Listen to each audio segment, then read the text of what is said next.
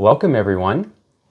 Corinne Mori and I have some interesting thoughts that we would like to share with our viewers regarding reforming access to housing.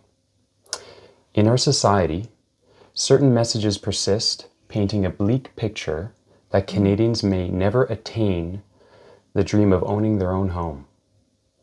We're here to challenge that notion. We firmly believe in exploring innovative avenues to reform the home ownership and financing process. Today's discussion aims to enlighten and empower our viewers with alternative perspectives on housing. We're eager to share insights into programs, options, and unconventional approaches that could collectively address the challenges faced by Canadians. Corinne, welcome. Thanks, Scott. I appreciate that we can have discussions around this topic because this is a subject that is something that everyone is experiencing, your access to housing. And I find it interesting that our current political environment seems to be reinforcing this notion that you will never be able to own property, you will never have the ability to afford this. And there are actually viable options that need to be discussed and explored. And so historically, real estate has been the place where people could invest in themselves. It provided stability, it provided security. It also allowed you to gain equity and increase your own personal wealth. Not only did that benefit you and your family, but that wealth then was also able to be passed down to future generations. This process is what has contributed to our society being able to increase its standard of living. It's because as people work and are motivated to invest in things that they actually have control over, it creates a world where there's like creative solutions and benefit to all of us. So historically, that was how I entered the real estate market. Was my husband and I purchased properties. We started off with cheaper ones, did a lot of renovating, and then progressed so that we were eventually able to expand into bigger housing as our family needs required it. But it also was it contributed to motivation to invest in yourself rather than what the current conditions are, that the government seems to want to transfer all of the wealth that you create over to itself. And we're challenging that. We're saying that there are better ways of creating access to housing. Now, Scott is a realtor and he is on the front line of trying to assist people in getting into the real estate market. So I'm curious, could you tell us some of the challenges or obstacles that people are facing? Because for a lot of us, there's a lot of hidden costs that people aren't aware of, and you're the best person to tell us what that looks like. Certainly. So I think some of the biggest challenges that a lot of my clients and Canadians are facing is due to belt tightening and restrictions that are increasing within government, within lender rules and restrictions. We're seeing a lot of people being priced out of the market. Things are becoming much more expensive. The cost of money, utility payments, property taxes, qualifying for a mortgage is becoming much more challenging. We're having to get much more creative with pre-approval, with people coming together to buy homes. So we're really having to think outside of the box with solutions for first-time homeowners and for elderly as well. So that being said, Corinne, I wanted to ask, if you were put in a position of influence to change and influence housing policy, how would you address some of these concerns? That's a good question because it really comes down to when you have elected representation, you need to understand what their personal value system is because that's what they will work towards. And my personal value system is I have a high value for personal home ownership. I think it produces incentive for working hard, for taking responsibility. All of those characteristics not only benefit yourself, but for society as a whole, we all benefit from everyone being able to participate and benefit from their own work. What we need, though, is a standardized structure to be able to provide options. And so there has been options before that the government supported, but somehow they've disappeared. So one idea I'll present to you is a rent-to-own process. So this would be something that, so currently right now, BC Housing owns a ton of properties across BC.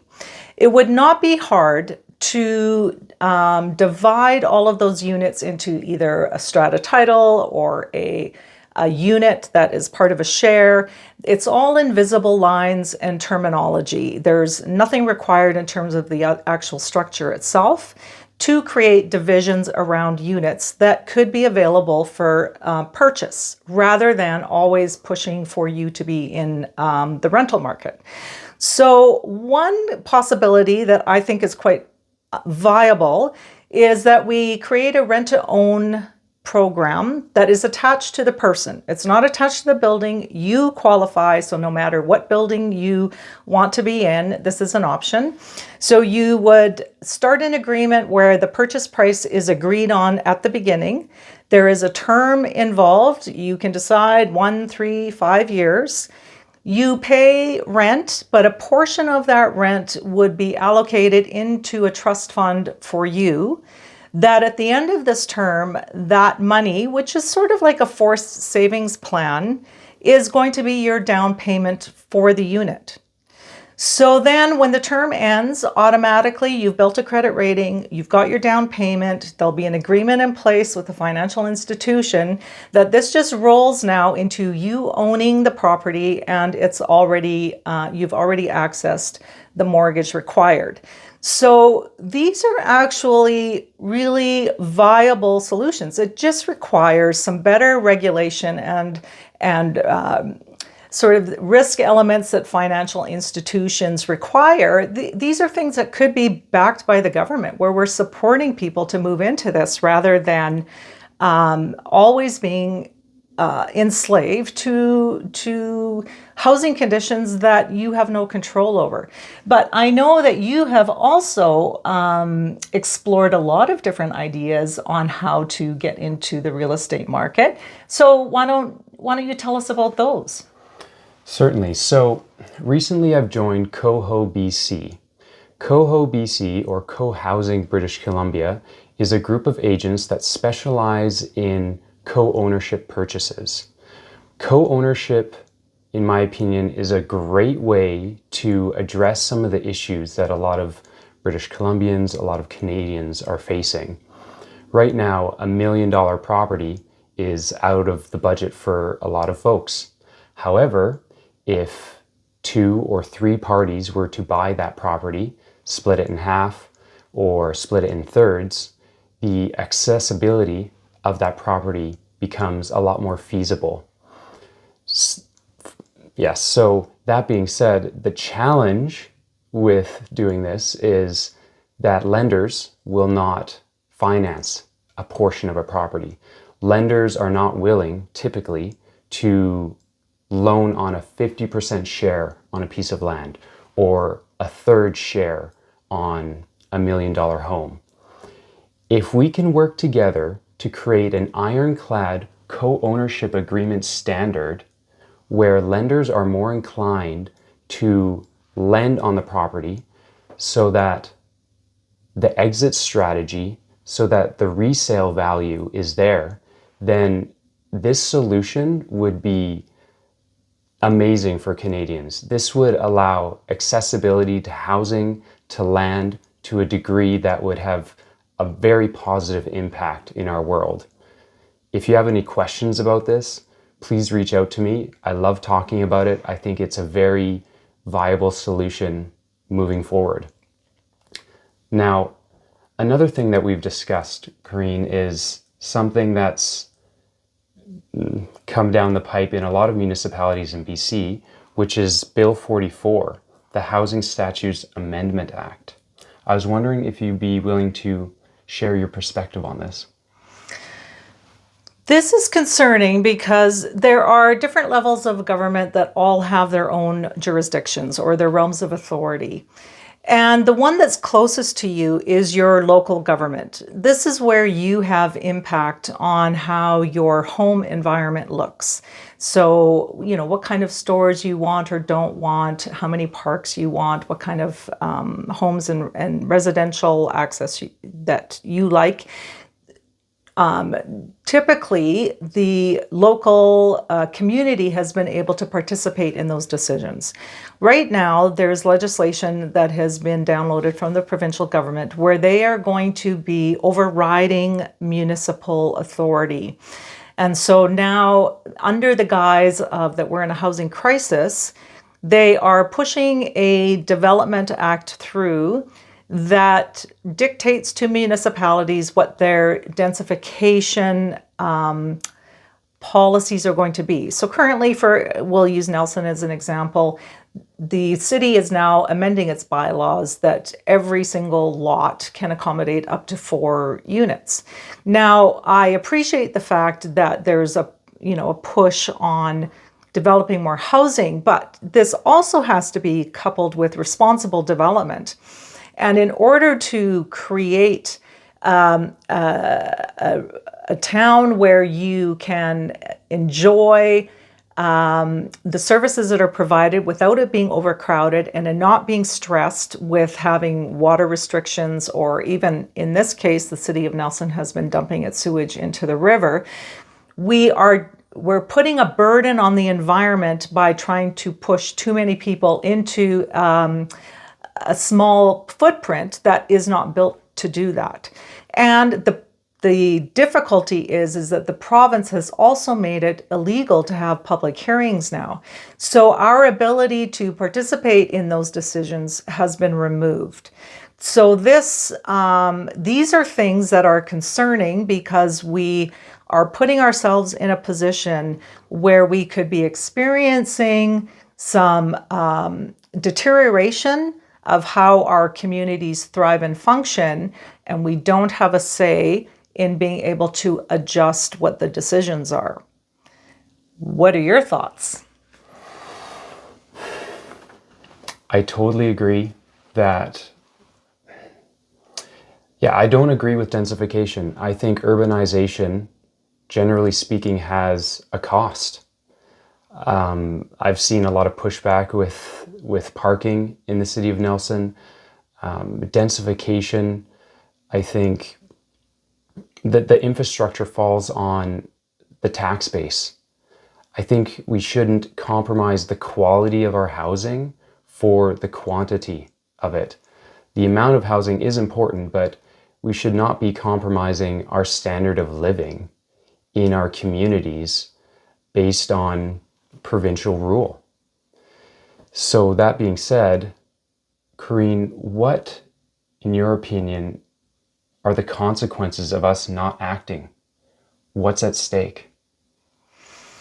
If we continue on this trend that seems to be the messaging that is coming through the whole financial and economic and political stream, which is what you mentioned at the beginning, where it's becoming normalized that we should expect that we will never be able to own property, that is a storyline that actually can be changed.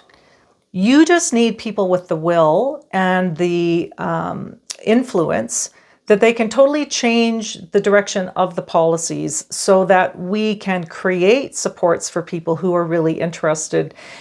Not everyone is going to want to be a homeowner, and there will be options if you want to stay as a renter. That's not an issue. But if you see the value in investing in yourself, then we need to get behind those people who actually have good ideas on how to create this.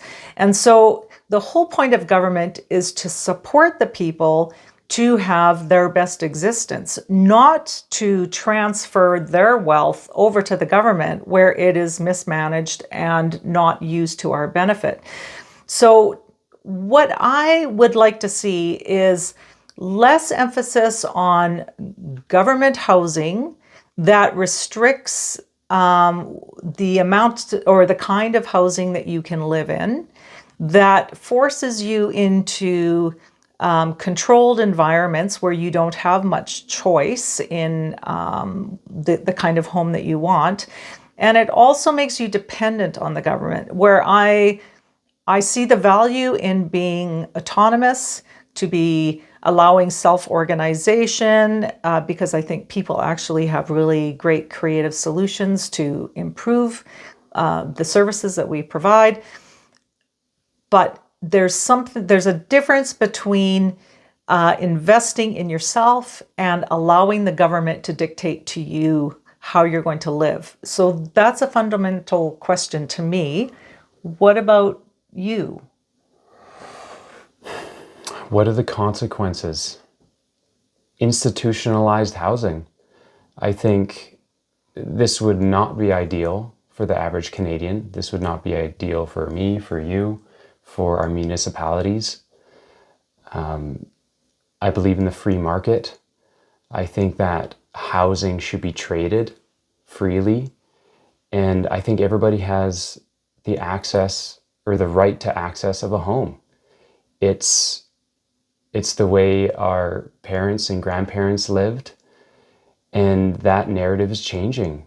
The accessibility to home is changing. The stakes are very high. I think we're at a crossroads here, and I don't accept that people will not be able to have a home. I'm not for it. I won't allow it. We're doing everything we can to change it. So, in summary, we hope that you are in agreement with us as well on this. And please reach out to Corinne and I regarding any of these ideas. If you have any thoughts or insights about how to come together to ensure that all Canadians have homes, young, old, wealthy or not, we all have the right to home ownership. Yeah. This has been great that you've been able to join our conversation. I think we're planning on having many more. So you can follow Scott or myself. We're on social media. We'll have links in the video here at the end. But thank you for joining us. And if you got through to this part of it, you did a great job. Thank you. All right. See you later. Bye for now.